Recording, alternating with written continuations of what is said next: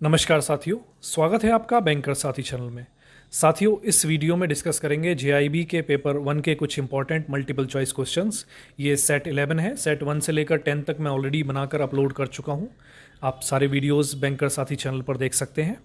तो शुरू करते हैं साथियों। पहला क्वेश्चन है, which kind of assistance is provided by EXIM bank to Indian companies. जो हमारा एक्सपोर्ट इंपोर्ट बैंक है, एग्जिम बैंक है, वो किस तरह की असिस्टेंस प्रोवाइड करता है इंडियन कंपनीज को। तो ऑप्शंस हैं इसमें। पहला है direct loan to the exporters, second है टेक्नोलॉजी सर्विसेज, या थर्ड है कंसल्टेंसी सर्विसेज, और फोर्थ है credit for export of capital goods.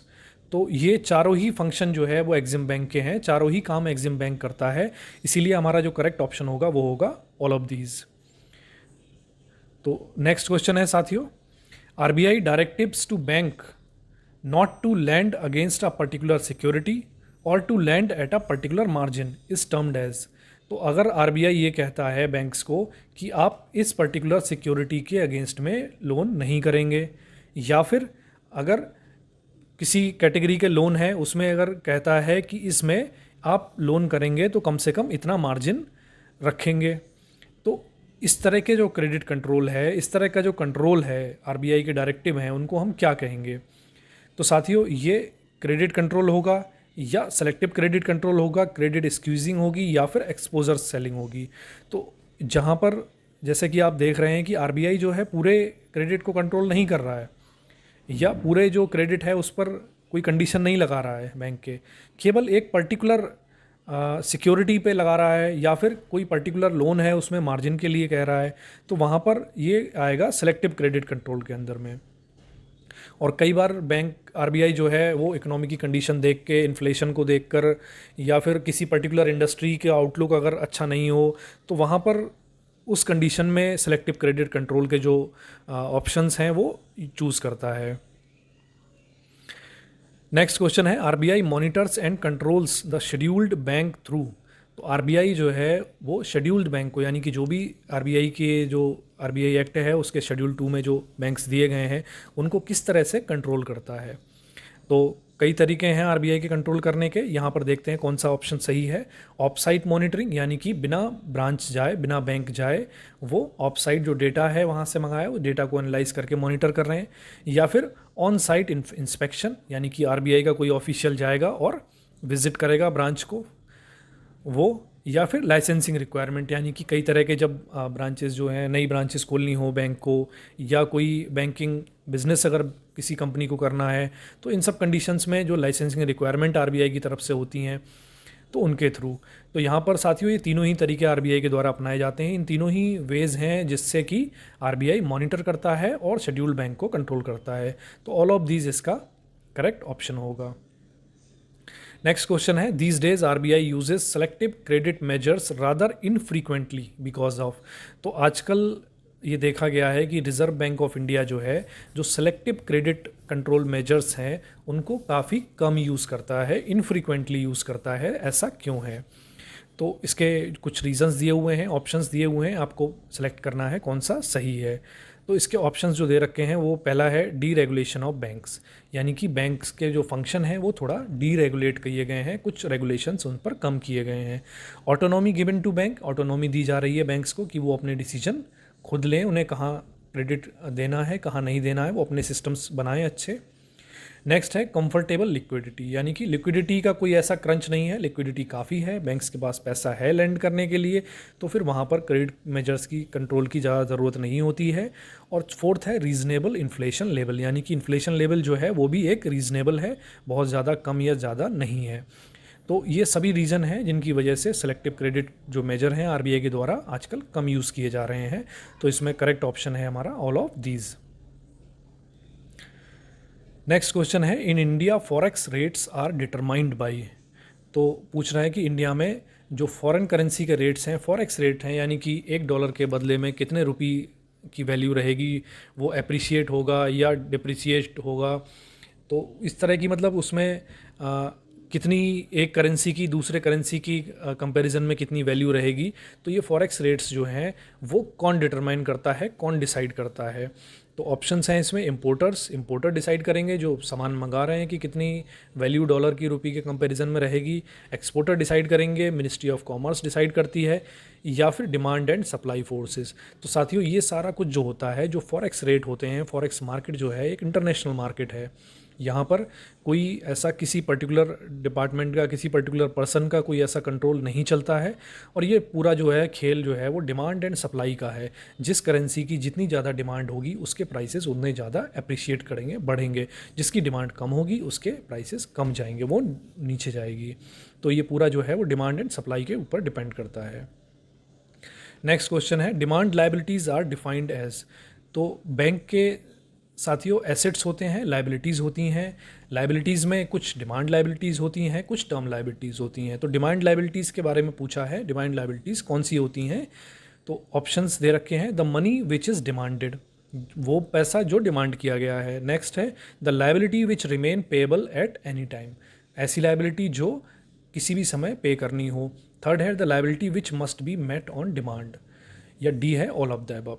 तो साथियों इसमें जो सही, सबसे सही जो डेफिनेशन है इसकी वो यही है, the liability which must be met on demand. यानी कि जब भी डिमांड आएगी तो वो लायबिलिटी मीट करनी होगी, वो उनको हम डिमांड लायबिलिटी कहते हैं, क्योंकि उनको मीट करना है ऑन डिमांड। हालांकि ऑप्शन बी भी अगर आप पढ़ेंगे तो वो कुछ कुछ मतलब ऐसा ही निकल के आएगा सी की तरह ही, लेकिन इसमें जो करेक्ट ऑप्शन अगर ऐसा आता है तो आपको करेक्ट ऑप्शन जो लगाना है वो ऑप्शन सी है। Liabilities which must be met on demand are called as demand liabilities. और डिमांड लायबिलिटी में अगर हम बात करें तो डिमांड लायबिलिटी में जैसे हमारे जो सेविंग में पैसा पड़ा है या करंट अकाउंट में पैसा पड़ा है, ये सब डिमांड लायबिलिटी के एग्जांपल हैं। यानी कि करंट अकाउंट में किसी के पैसा है, वो कभी भी पर्सन आके अपना चेक इशू करेगा किसी को, किसी के फेवर में, और बैंक को वो पैसा देना होगा, वो डिमांड लायबिलिटी है बैंक की। Time liabilities are defined as per banking regulation act under. तो एक डिमांड लायबिलिटी हो गई, दूसरी लायबिलिटी जो बैंक की होती हैं वो टाइम लायबिलिटी होती हैं। और टाइम लायबिलिटी को किस तरह से डिफाइन किया गया है, ऑप्शंस हैं, which are payable after some time, यानी कि कुछ समय है उनको पे करने के लिए। Which are not payable immediately. Third है which are not payable on demand.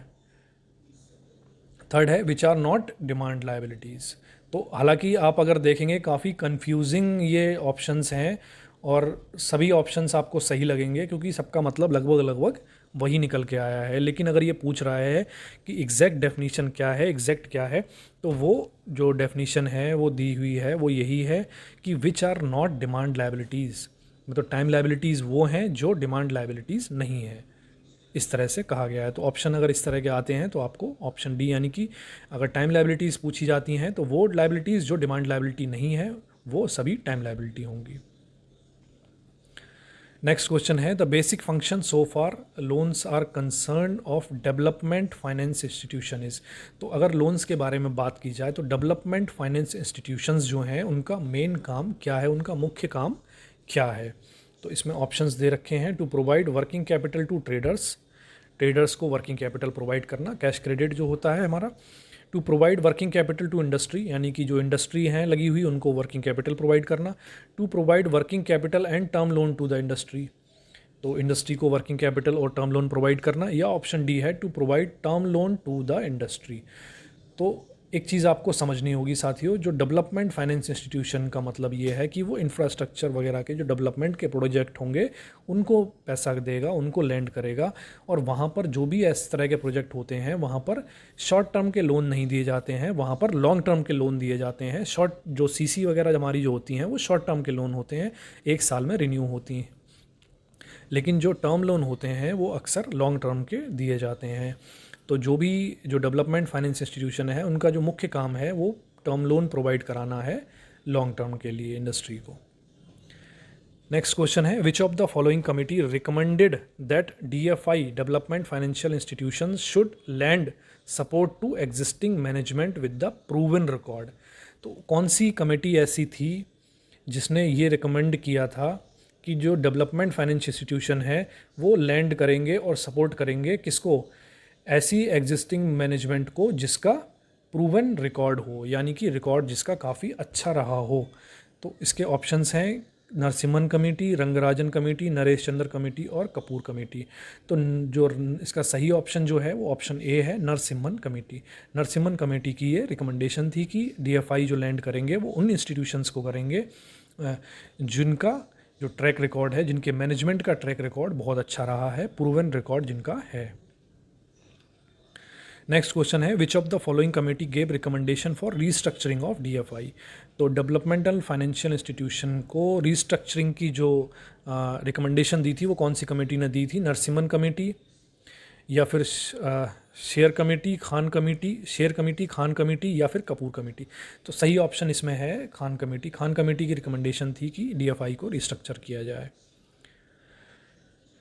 Opening of a new bank branches, अगर किसी बैंक को नई बैंक की नई ब्रांच अपनी खोलनी है तो आपको सबको पता है कि आरबीआई से परमिशन लेनी होती है। जब भी बैंक कोई नई ब्रांच खोलेगा तो आरबीआई से परमिशन लेगा। अब क्वेश्चन ये है कि वो किस एक्ट के किस सेक्शन के अंडर ये परमिशन आरबीआई से लेगा। तो ऑप्शंस हैं section 22 of BR act, banking regulation act, section 23 of RBI act, section 23 of banking regulation act, 21 of companies act. तो इसमें सही ऑप्शन है section 23 of banking regulation act. इसके कई सारे जो सेक्शंस हैं वो काफ़ी इंपॉर्टेंट हैं बैंकिंग रेगुलेशन एक्ट के, आरबीआई एक्ट के, नेगोशिएबल इंस्ट्रूमेंट एक्ट के। इन सभी के मैंने सेपरेट वीडियो बना रखे हैं, आप देख सकते हैं उनको। और इनके जो इंपॉर्टेंट सेक्शन है वो ज़रूर याद रखें, उनसे क्वेश्चंस आते हैं। नेक्स्ट क्वेश्चन है, the issued and paid up capital of Exim bank. तो एक्जिम बैंक जो है हमारा एक्सपोर्ट इंपोर्ट बैंक, उसके इशूड और पेड अप कैपिटल कितना था? तो वो ऑप्शंस हैं 200 करोड़, 300 करोड़, 440 करोड़। तो ऑप्शन इसमें जो सही है वो 440 करोड़ है। 440 करोड़ इनका इशूड और पेड अप कैपिटल था। नेक्स्ट क्वेश्चन है, प्रिंसिपल फंक्शन ऑफ सिडबी। जो सिडबी है हमारा, उसका प्रिंसिपल फंक्शन क्या है? Promotion of small scale industry, finance of small scale industry, development of SSI या फिर ऑल ऑफ दीज। तो सिडबी का जो पूरा काम है ये सभी सिडबी के काम है, तो ऑल ऑफ दीज इसमें करेक्ट ऑप्शन होगा। प्रमोशन करना, फाइनेंस करना और डेवलपमेंट में हेल्प करना, तो ये सिडबी के काम हैं सभी। तो साथियों इस वीडियो में इतना ही था कि आई होप कि वीडियो आपको पसंद आया होगा। तो साथियों मिलते हैं नेक्स्ट वीडियो में। Thank you.